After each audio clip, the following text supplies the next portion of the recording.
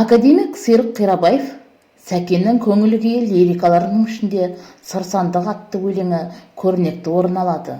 Адамдар арасында адал достық пен сезім тазалығын шерткен бұл шығармада ақын адамның рухани дүниесін биік құздың басына тығылған кілттеулі сыр сандығына балайды дейді. Шынында да ақын дос көңілін шыңға, шатқалға, мөлдір суға, қымбат жасауға балап, тебіренте жырлайды. Өз-өзімен сырласқандай да болады. Демек, бұл өлеңнің кейіпкері Сәкен ақынның өзі болғаны. Лирикалық кейіпкер ақынның дәл өзі. Оқушылар, лирикалық кейіпкер дегеніміз өз жайын, мұңын, арманын, қуаныш сезімін жыр ету арқылы бүкіл бір ортаны, қоғамды, заманды сипаттап беретін кейіпкер. Лирикалық шығармада оқиғадан көрі адамның жеке басының сезімі көп суреттеледі. Ақын өзін даралау арқылы, өз басындағы оқиғаны сипаттау арқылы достың типтік образын жасады. Сіздерге түсінікті болу үшін типтік образдың анықтамасын айтайын.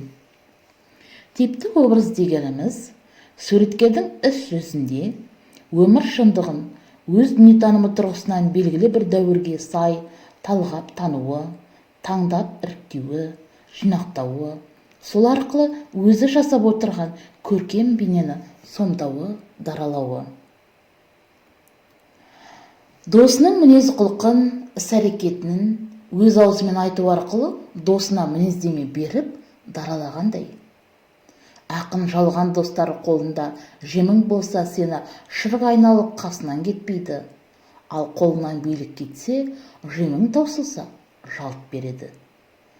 Сонымен қатар шынайы адал достықты тілге тиек еткен ақын нағыз достар сырын ақтарып, бірін-бірі ұғынып, сыр түйінін берік сақтайды дейді.